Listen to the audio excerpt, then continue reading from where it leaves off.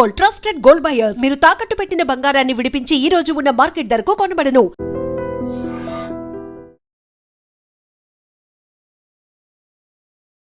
ఇజ్రాయెల్లో నేర్చుకోండి, వాళ్ళ మీద దాడి చేసిన వాళ్ళని సేమ్ సర్కమ్స్టాన్సెస్, మ్యూజిక్ కాన్సర్ట్ నడుస్తున్నప్పుడు వచ్చి దాడి చేశారు, దాన్ని చాలామంది చంపేశారు. దాని తర్వాత కిబుట్స్కి వెళ్ళి అక్కడ చంపారు. దాని తర్వాత ఉన్న చాలామంది కిడ్నాప్ చేసి తీసుకెళ్లారు. కానీ ఇజ్రాయెల్ ఎట్లా కొట్టారు చూడండి, తిప్పి కొట్టారు. They destroyed everybody including the leadership. అది చాలా ఇంపార్టెంట్. భారతదేశం చేయాల్సింది అది. కింద తట్లో ఉన్న వాళ్ళని, టెర్రరిస్ట్ని చంపడం, వాళ్ళని చంపేస్తే ఓకే, అది చాలా ఈజీ. అంటే ఇప్పుడు భారతదేశం ఎవరిని టార్గెట్ చేయాలంటారు సార్ మీరు? Leadership of Lashkar e Taiba, Jaish e Mohammed and other friends. అంటే పాకిస్తానీ మిలిటరీ ఫ్రంట్స్ ని భారతదేశం టార్గెట్ చేయాలి is your question? No, don't target the Pakistani military front. They're two different things. ISI is what is controlling these people. Right. ISI is a part of the establishment, not army. So మనం target చేయాల్సిన ISI మీద కూడా target చేయక్కర్లేదు. వీళ్ళు లీడర్స్ని కొడితే sir. మనం చూస్తున్న పాకిస్తాన్లో మీరు వినుంటారు, లాస్ట్ 1 year అన్నోన్ మెన్ వచ్చి ఎవరినో చంపేశాడు, షాప్లో కొట్టేశాడు, మస్జిద్లో కొట్టేశాడు. అక్కడ the resistant front from Pakistan is trying to establish the same thing kad sir, unknown men, local military people, local terrorists. Exactly. This resistance front అనేది they were banned about 10 years ago also.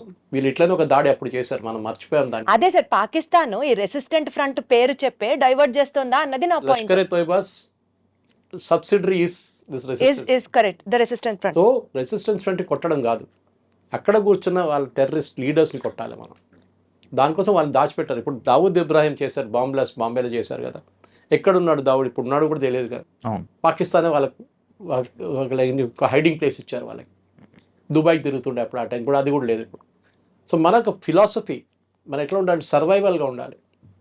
ఒక పిల్లిని తీసుకొని మీకు రూమ్లో వేసి పిల్లిని మీరు కొట్టడానికి ట్రై చేయండి, ఎంత చిన్న పిల్లి అయినా కొంచెం మీరు దగ్గర వెళ్ళగానే మళ్ళీ because they have to survive. అది సర్వైవల్ ఇన్స్టింక్ట్ అంటారు మన ఇంగ్లీష్లో. అది భారతదేశంలో సర్వైవల్ ఇన్స్టింక్ట్ లేదు. We taking our democracy for granted. ఇజ్రాయెల్లో చూడండి, every adult male or female has to serve in the army for 3 years minimum. Discipline వచ్చేస్తుంది మీకు. అది కూడా ఒక దాడి జరిగితే ఏం చేయాలని మీకు తెలిసిపోతుంది.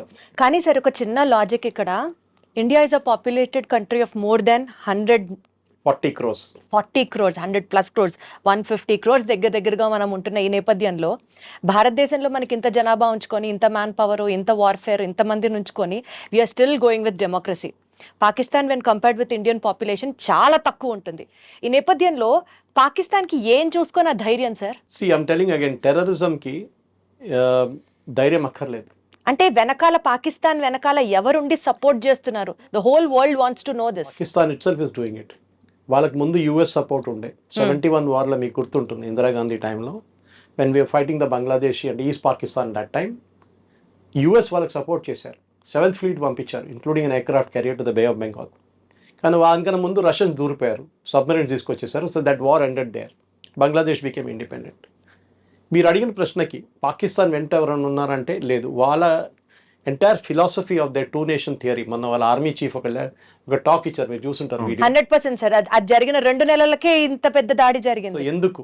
ద 2 nation థియరీ అనేది అంబేద్కర్ గారు చాలా క్లియర్గా చెప్పారు, తప్పెక్కడ జరిగింది అనేది. Why we are facing all this now. In his book, if you go back and read Ambedkar's book, he has said 2 nation theory ఎందుకు పెట్టాం. పాకిస్తాన్ అన్నారు మాకొక, అంటే పాకిస్తాన్ అని కాదు, Muslim said we want a nation, so we gave them a nation. మీరు వెళ్ళండి రా బాబు, అక్కడ ఉండండి అని చెప్పేసి. కానీ వెళ్ళారా? వెళ్ళలేదు. ఇక్కడ ఉండిపోయారు 40% population. Ambedkar said that is the mistake we made. Total transfer of population జరగలేదు.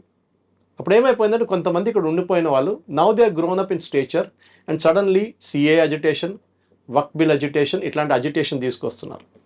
ఎప్పుడైనా హిందువులు రోడ్డు మీద దిగి మీరు ధర్నాలు చూసారా హిందువులు చేయడం? లేదు.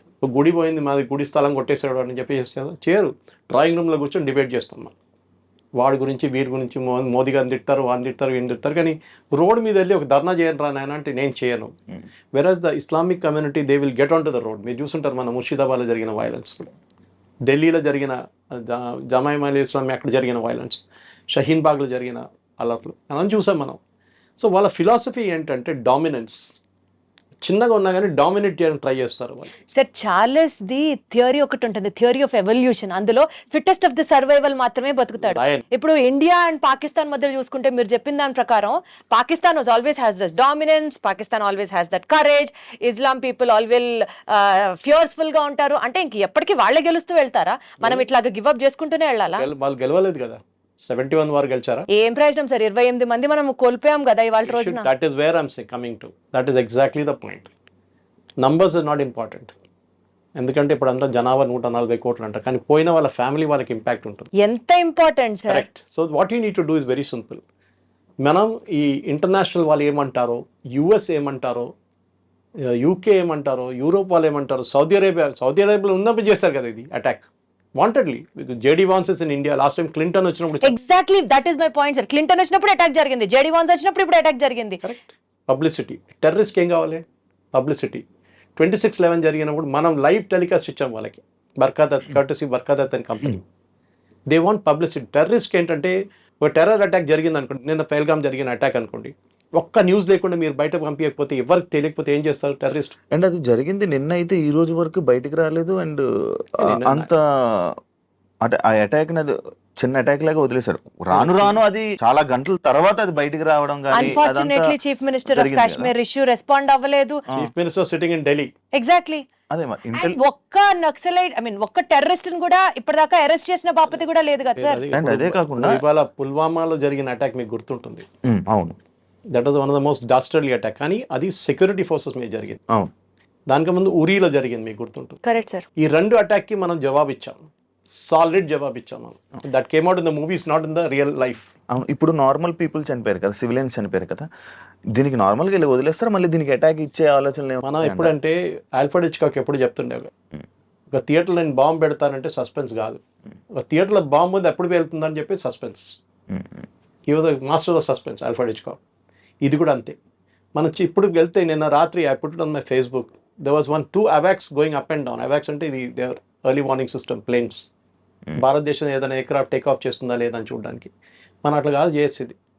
We should hit them when they least expect us to hit them. మనం వాళ్ళు ఎప్పుడు ఆలోచించకూడదు. Exactly. That is what we need to do. మనం Does ఇప్పుడు India extend that కోపంలో వెళ్ళి support కొట్టడం అంటున్నారు? కాదు. ఇప్పుడు మనం రోడ్ మీద చూస్తాం చూడండి, ఇద్దరు కొట్టుకుని ఉంటారు, యాక్సిడెంట్ అయించిందా, ఇద్దరు కొట్టుకుంటారు, ఏం ఫైదా? So we should do our own planning, our own thing, and the entire world will support you, but don't go and bomb Pakistan just like that. మనం బాంబ్ చేయాల్సింది ద ఫిగర్ హెడ్. ఎవరెవరు ఇది figure head ఉన్నారో, హైడ్రా ఇక్కడ ఉందో హైడ్రాని కొట్టాలి. అలా ఆలోచించి ఉండడం వల్లే ఈ అటాక్స్ అన్ని జరుగుతున్నాయి. అది మన ఫిలాసఫీ. అది మనకు మహాత్మా గాంధీ గారు ఎప్పుడో చెప్పారంట, ఒక చంప మీద కొడితే ఇంకో చంప చూపామన్నట. ఇప్పుడు అట్లా కాదు, నా చంప మీద కొడితే 10 సార్లు కొడతాను నేను. ఆ ఫిలాసఫీ ఇప్పుడు ఉంది. ఘర్మే గుస్కే మారేంగే అని మోదీ గారు చెప్పారు. అప్పుడు ఇంకా కొట్టడం ఉందా సార్? చంపేస్తున్నారు కదా. చంపేయడం అంటే ఇట్స్ వెరీ ఈజీ. ఇంత పెద్ద దేశంలో పుల్వామా లాంటి ప్లేస్లో జరిగినప్పుడు మనకు తెలుసు RDX యూజ్ చేశారు. పెహల్గాంలో ఏం చేశారు వాళ్ళు? ఆ area is a very touristy place అని చెప్పచ్చు. మనం 2000-3000 మంది ఉన్నారు. మీరు సెక్యూరిటీ ఫోర్స్ పెట్టినా కానీ వాడు ఒక దూరిపోయి వాడు ఇవన్నీ టెర్రరిస్ట్ వస్తున్నప్పుడు వాడు చనిపోవడానికి రెడీగా వస్తాడు. Is ready to die. Suicide bombers చూసుంటారు మీరు. కసబ్ వాళ్ళని ఇండియాకి పంపించినప్పుడు they were ready to die. వాళ్ళు తెలుసు రిటర్న్ వెళ్ళే రూట్ లేదని చెప్పి వాళ్ళని బ్రెయిన్ వాష్ చేసి, ఇస్లాం థ్రెట్లో ఉంది, వీళ్ళు హిందువులు వచ్చి మొత్తం ఇస్లాంని ధ్వంసం చేస్తున్నారు, నువ్వు చేయాల్సిందే ఇదే పట్టుకో, నీకు ₹1 ఇస్తున్నాను, మీ ఫ్యామిలీని మేము చూసుకుంటా అంటే that fellow will get in to that mood. This is what Israel also faced, suicide bombers. వాళ్ళని తట్టుకోలేము మనం. ఆఫ్ఘనిస్తాన్లో చూసాం మనం. So the problem is to do with the religion. మీరు కాఫీర్లు చెప్పే వాళ్ళు కాఫీర్లు చంపాలని చెప్తున్నారు. మీరు చూసారు, మీరే చెప్పారు ఇప్పుడు.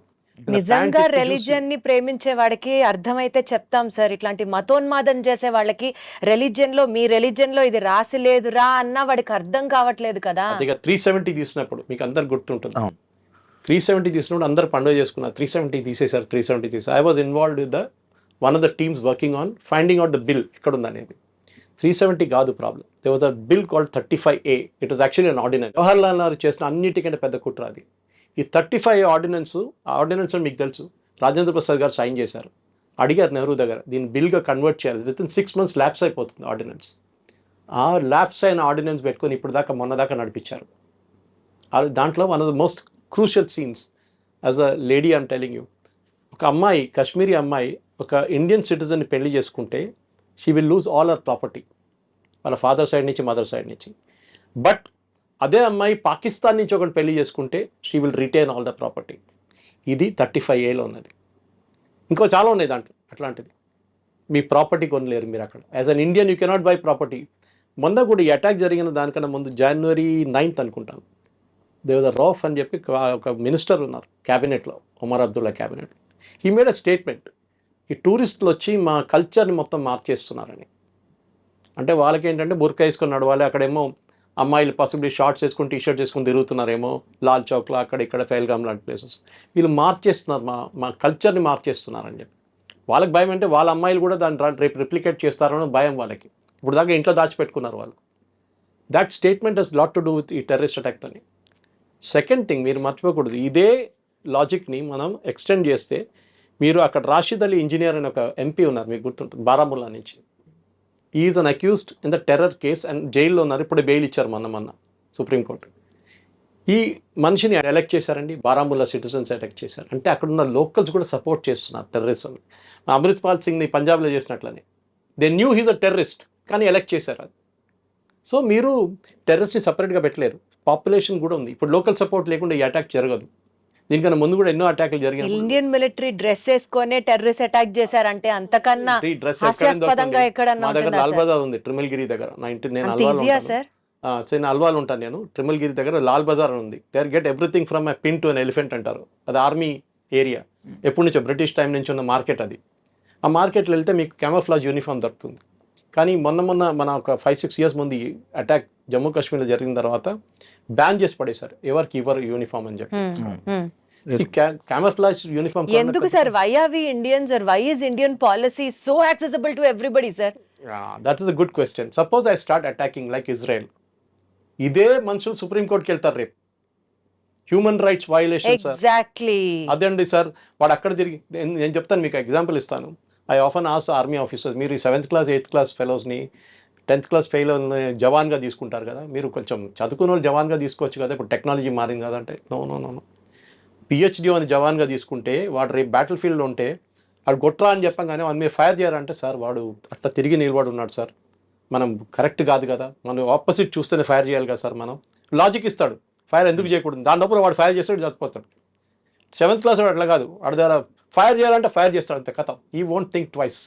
Ignorance is a bliss sometimes, sir. Sometimes. Good. But see, the policy is very simple. We are not a nation which is aggressive. అది మన ప్రాబ్లం. అది అక్కడే వస్తాను సార్ ప్రాబ్లం అంతా. ఈ Mahatma Gandhi sir we are not aggressive అన్న point కి అడుగుతాను సార్ మిమ్మల్ని. కసబ్ని ఉరిదీసేటప్పుడు అసలు this is the best return gift we could give them అని చెప్పి మనం చాలా కాలర్లు ఎగరేసుకున్నాం. సర్జికల్ స్ట్రైక్స్ చేసినప్పుడు మనతో ఎవడన్నా పెట్టుకుంటే మటాషే మేము చూపించాం చూడండి అని ప్రపంచం మొత్తం చప్పట్లు కొట్టేలా చేసాం. కానీ వీఆర్ నాట్ స్టాపింగ్ దేర్. దాడి మీద దాడి, దాడి మీద దాడి, దాడికి ప్రతి దాడి జరుగుతూనే ఉంది. సో ఈ ప్రాబ్లమ్ని అడ్రస్ చేసి ఫుల్ స్టాప్ పెట్టాలి అని అంటే మీరు అన్నట్లు ఆ హెడ్స్ ఎవరో ఫిగర్ అవుట్ చేసి అగ్రెషన్ లేని ఇండియాకి అగ్రెసివ్నెస్ తెచ్చుకొని ఫైట్ చేయడం విల్ నాట్ హ్యాపెన్. ఈ నేపథ్యంలో what is the other source? We want to end this అని అనుకుంటే కాశ్మీర్ వదులుకోవాలా? అది చాలా ఈజీ సొల్యూషన్. రేపు కాశ్మీర్ వదిలితే వాళ్ళు ఇంకోటి అడుగుతారు. ఇది భస్మాసుర్ ఎఫెక్ట్ అంటాను నేను ఎప్పుడు ఇంగ్లీష్లో, ఒక మేనేజ్మెంట్ థియరీ. అది మీరు ఇచ్చిన వారం మీ తల మీద తీసుకొచ్చి పెడతారు రేపు. Simple as that. భస్మాసుర్కి వారం ఇచ్చిన తర్వాత టెస్ట్ చేయడానికి భస్మాసుర్ ఏం చేశారు? శివభగవాన్ తల మీద పెడదామని అనుకున్నారు. Same thing here. These people will not stop. Kashmir is not the problem. Kashmir is only an excuse. హిందువులు కాశ్మీర్కి వెళ్ళడం వాళ్ళ ప్రాబ్లం. హిందువులు వెళ్ళడం కాదు ప్రాబ్లం. కాశ్మీర్ హిందువులది కాకూడదని వాళ్ళ ప్రాబ్లం, వెళ్ళడం కాదు. So remember, it was a major Hindu site Kashmir అనేది చాలా సంవత్సరాల నుంచి. ఆఫ్ఘనిస్తాన్లో ఉన్న ఎయిర్పోర్ట్ పేరు గందహార్ అది ఒక టైంలో. అది వీవర్ ఎ హిందూ కింగ్డమ్. కానీ ఎక్కడి నుంచి ఉన్న మన కంబోడియా దాకా మీరు యాంకార్ వాట్ దాకా వెళ్ళొచ్చు మీరు. కానీ ఆ సివిలైజేషన్ పోయినప్పుడు ఏమైపోయిందంటే ఇస్లామిక్ వాళ్ళు ఎక్కడని చూడండి. I gave an example I think earlier. Syria was not a Muslim country, ఇప్పుడు 100% ఇస్లామిక్. ఈజిప్ట్ కాదు, Iraq no. Lebanon Christian country, ఇప్పుడు ఎక్కడుందండి లెబనన్లో? ఒక 30% 20% ఉన్నారు క్రిస్టియన్స్ అంతే. ఎక్కడ వీళ్ళు వెళ్ళినా కానీ కంప్లీట్లీ ఇస్లామైజ్ చేసేస్తారు. We are the only civilization and you should be proud of it. మన భారతదేశంలో ఉన్న భారతదేశం అనేది ఇది ద ఓన్లీ సివిలైజేషన్. మన 5,000 కన్నా ఎక్కువ సంవత్సరాలు మనకు కంటిన్యూస్ సీక్వెన్స్ లైనేజ్ ఉంది మనకి. Kashi is the oldest inhabited city in the world. Constantinople ఉండే, చాలా మటుకు మిగతా ప్లేసెస్ ఉండే, కానీ వాళ్ళందరూ దే హ్యాడ్ బ్రోకెన్ సివిలైజేషన్ నడిమి. ఇట్లా మన కంటిన్యూస్గా ఉన్నాం. మనం దానికోసం మనని వీళ్ళు వచ్చి ముందు మొఘల్స్ వచ్చారు, దానికి ముందు అఫ్ఘాన్స్ వచ్చారు, దాని తర్వాత పోర్చుగీస్ వచ్చారు, డచ్ వచ్చారు, ఇంగ్లీష్ వచ్చారు. They all ruled us, but they could not destroy the Hindu civilization. అదొకటి మనం గుర్తుపెట్టుకోవాలి. హిందూ సివిలైజేషన్ వాళ్ళు, that is where the problem వస్తుంది. మీ అడిగారు ప్రశ్నకి, దీనికి ఎండ్ ఉందా, ఏమైనా ఎండ్ గేమ్ ఉందా అని చెప్పి. ఎండ్ గేమ్ లేదు దీనికి. ఎందుకంటే మీరు ఇజ్రాయెల్ నుంచి నేర్చుకోండి. ఇజ్రాయెల్ హనియాని కొట్టారు, నస్రుల్లాని కొట్టారు, ఎక్కడెక్కడ వాళ్ళ నేతలను వాళ్ళందరినీ కొట్టారు, కానీ ఆగిందండి, కానీ నడుస్తున్నది అప్పుడు. So we have to keep fighting, this no choice. ఇది మన సర్వైవల్ యాజ్ అ నేషన్. మనం అనుకుంటే వాడిని కొట్టేస్తే అయిపోతుంది, వాడు ఫినిష్, లష్కర్ అయిపోయింది, ఇంకోటి చేస్తాడు దాని తర్వాత. అలా అయితే మరి టూరిజం అనుకొని కాశ్మీర్కి వెళ్ళడం ఆపేయాలా? మరి మీరు ఎక్కడికైనా వెళ్ళండి, రేపు కాశ్మీర్కి వెళ్ళాను, ఎక్కడ రాసి. ఇప్పుడు నేను ముందే ప్రోగ్రామ్ స్టార్ట్ అయ్యే ముందు వాళ్ళు మా ఫ్రెండ్ లేలో ఉన్నారు, ఆయనతో మాట్లాడి. నేను కూడా వెళ్ళాను 6 నెలల ముందు. బ్యూటిఫుల్ ప్లేస్, కానీ అంటే ఎవరు రాడు సార్ ఇక్కడికి అంటున్నారు. కానీ ఇందులోనే ఈ టూరిస్టుల్లో ఒక టూరిస్ట్ ఇంటెలిజెన్స్ బ్యూరోకి సంబంధించిన పర్సన్ కూడా ఉండడం జరిగింది. కరెక్ట్, నేవీలో ఒక ఆయన ఉన్నారు. నేవీ ఒక ఆయన సంబంధం, అంటే ఈ డిఫెన్స్ వాళ్ళే వెళ్తున్నారు. అండ్ ఇంటెలిజెన్స్ నుంచి ఏ రిపోర్ట్, అంటే ఎప్పుడైనా ఏదైనా అటాక్స్ జరిగినా కానీ ఏదైనా అయితే ఇంటెలిజెన్స్ రిపోర్టు ద్వారా ఆర్మీకి సమాచారం వెళ్ళింది, వెంటనే ఆర్మీ ఇలా తీసుకున్నారు, వెంటనే జాగ్రత్తలు తీసుకున్నారు అని చెప్తారు కదా. మరి ఇంటెలిజెన్స్ ల్యాబ్స్ సార్ ఇక్కడ ఇంటెలిజెన్స్, ఒకటి హ్యూమన్ ఇంటెలిజెన్స్, ఇంకోటి టెక్నికల్ ఇంటెలిజెన్స్. ఇప్పుడు చాలా మటుకు మన నెక్సలైట్స్ని హ్యాండిల్ చేస్తున్నప్పుడు నల్లమల ఒక ఏరియా టైంలో, నల్లమల మీరు ఎంటర్ కాలేరు మీరు. ఇప్పుడు నల్లమల మీరు డ్రైవ్ చేసుకుని శ్రీశైలం దాకా వెళ్ళొచ్చు టెన్షన్ లేకుండా. పాత జనరేషన్ తెలియదు, possible your generation doesn't know that we could not enter Nallamala. Blue tarpaulin వేసుకొని నెక్సలైట్స్ అక్కడే ఉంటుండే దాని లోపల. ఎట్లా మొత్తం Chhattisgarh recently you saw that, ఎట్లా తీస్తారు ఛత్తీస్గఢ్, జార్ఖండ్ అంతా డైలీ ₹1 తలకాయ మీద ఉన్న బౌంటీ ఉన్న వాళ్ళు చంపేస్తున్నారు. Human intelligence is very important. దానికోసం ఆర్మీ దగ్గర ఒక బడ్జెట్ ఉంటుంది. ఎప్పుడు ఆర్మీ అని కాదు, ఏ సెక్యూరిటీ ఫోర్స్ దానికి ఆడిట్ ఉండదు. తీసుకురా బాబు 10 కోట్లు అని చెప్పి ఇచ్చేస్తారు. ఆ 10 కోట్లు వీళ్ళు ఇన్ఫార్మర్స్ని పెట్టుకుంటారు, డబ్బులు ఇస్తారు, 25 లక్షలు ఇచ్చి, అరే టెర్రరిస్ట్ వచ్చాడో చెప్పు మాకు అని చెప్పేసి. That is one way of knowing it. Second is technical intelligence. మీరు టెలిఫోన్ ఇంటర్సెప్ట్స్ ఉండొచ్చు, హ్యూమన్ ఇంటర్సెప్ట్స్ ఉండొచ్చు, మీరు అల్ట్రా ఫ్రీక్వెన్సీ పెట్టి ట్రేస్ చేయొచ్చు మనుషుల్ని, ఎస్పెషల్లీ బార్డర్ ఏరియాస్లో. ఈ ప్లేస్లో మీరు చెప్పిన క్వశ్చన్కి నాకు 2-3 ఛానల్స్ వాళ్ళు అడిగారు ఇదే ప్రశ్న. So I'm just repeating it. A intelligence వాడు స్పెసిఫిక్గా చెప్పారు మీకు, జనరల్గా చెప్తారు. వర్షం పడుతుందా రిపోర్ట్ అంటూ మన వెదర్ రిపోర్ట్ పడుతుంది, పడితే లేకుండా పడదు అన్నట్టు. అదే సంగతి ఇది కూడా.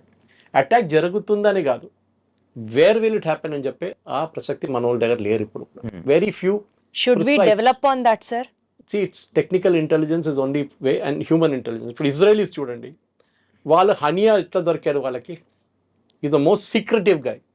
ఆర్ నస్రుల్లా ఏ బిల్డింగ్లో కూర్చొని 4 ఫ్లోర్ బేస్మెంట్ కింద ఉన్న మనిషిని కొట్టారు. వాళ్ళు ఎట్లా కొట్టారు? ఎవరో వాళ్ళ గ్రూప్లో ఎవరో ఒకరు ఉన్నారు who passed on the information. ఇది చాలా ఇంపార్టెంట్. ఇది టైం పడుతుంది అండి, అంత ఈజీ కాదు హ్యూమన్ ఇంటెలిజెన్స్ డెవలప్ చేయడానికి. ఎందుకంటే ఒకటి, ఆ ఇస్తున్న ఇంటెలిజెన్స్ కరెక్టో లేదో మనకు తెలియదు.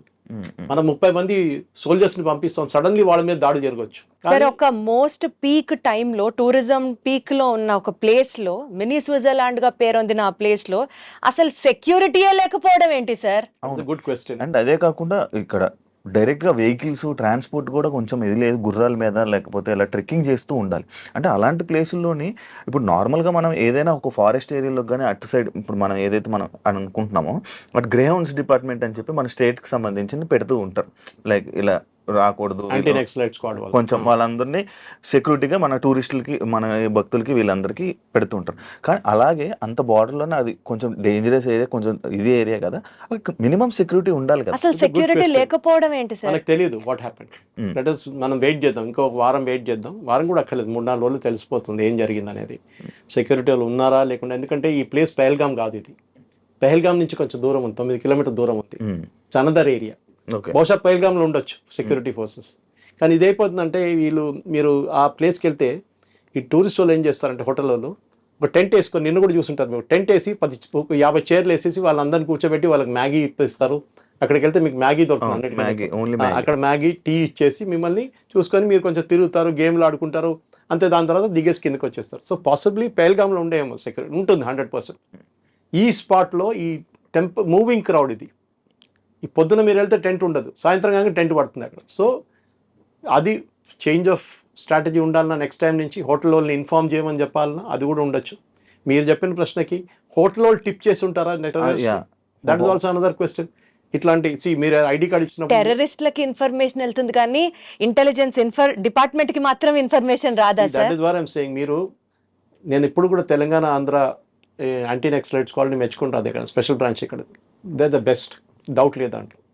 మొత్తం నక్సలిజం వైప్అవుట్ చేసేసారు. ఇప్పుడు Chhattisgarh and Jharkhand are doing a very good job. Maharashtra కూడా గద్రిచోలి వైపు. So point is human intelligence అనేది ఒక కోఆర్డినేట్స్తో మ్యాచ్ చేసుకోవాల్సి వస్తుంది. సపోజ్ ఎగ్జాంపుల్ ఇస్తాను, టెర్రరిస్ట్ వస్తున్నాడని మీకు ఒక ఇన్ఫర్మేషన్ వస్తుంది, 5 మంది వస్తున్నారు, వాళ్ళు ఈ ఇంట్లోకి వస్తున్నారంటే how do you match it? మీరు ఒకసారి అక్కడ వెళ్ళినప్పుడు ఎవరు ఉండరు, మీ మీద దాడి చేస్తారు, మీ సోల్జర్స్ చనిపోతారు. అప్పుడే who is responsible? Commanding officer మీద వచ్చి పడుతుంది. నీకేం బుద్ధి లేదా, నువ్వు అట్లా పంపిస్తావు మనుషులని చెప్పి. సో ఇట్ ఈస్, మీరు ఆ పొజిషన్లో ఉన్నప్పుడు మీకు అర్థమవుతుంది. Some time it is a fraction of a second decision making అన్నమాట. ఇంటెలిజెన్స్ వచ్చిందా, ఆన్ ద గ్రౌండ్ ఇంటెలిజెన్స్ వచ్చిందా లేదు.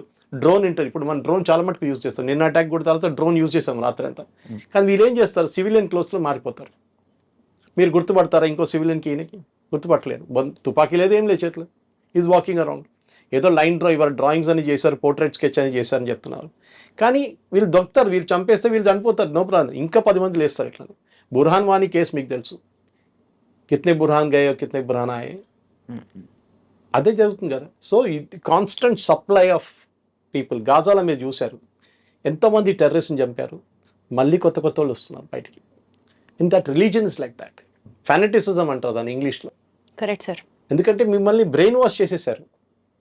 That your religion is and me religion under threat అండి. మీ రిలీజన్ ఉండకపోతే మీది అది ఉండదు, మీది ఉండదు, హిందువులు వస్తున్నారు చేస్తున్నారు.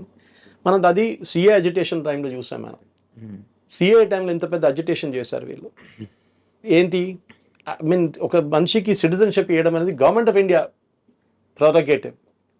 ముస్లిమ్స్ని పాకిస్తాన్ పంపిస్తారు, ఎవరన్నారండి? ఈ నెరేటివ్ బిల్డింగ్లోనే బహుశా మీరు చెప్పిన ప్రశ్నకి BJP has lost it or the government has lost it. Narrative బిల్డింగ్లో నేను ఎప్పుడు చెప్తాను, నెరేటివ్ బిల్డ్ చేయడం చాలా ఇంపార్టెంట్. ఇజ్రాయెల్ చూడండి, Israel always loses on narrative. ఒక బాంబ్ వేయగానే టెర్రరిస్ట్ మీద పడుతుంది కానీ 50 మంది పిల్లలు చనిపోయాయని చెప్పి హమాస్ వాళ్ళు పుకారు లేపుతారు. సింపతి అప్పుడు అక్కడికి వెళ్ళిపోతుంది. ఇలాంటి అటాక్స్ వల్ల లైక్ ది రిలీజియన్ అటాక్స్ అని అనుకోవచ్చు. ఇలాంటి వాటి వల్ల నార్మల్ ముస్లిమ్స్కి ఇక్కడ హిందువులకి విభేదాలు వచ్చే అవకాశాలు ఎక్కువ ఉంటాయి కదా? ఉంటాయి, డెఫినెట్గా ఉంటుంది. నేను చెప్తాను మీకు, సిఏ అజిటేషన్ జరిగినప్పుడు కేరళలో మా ఊర్లో, మా విలేజ్ నుంచి 4 కిలోమీటర్ దూరంలో ఒక సూపర్ మార్కెట్ ఓపెన్ చేశారు ఆర్ఎస్ఎస్ వాళ్ళు.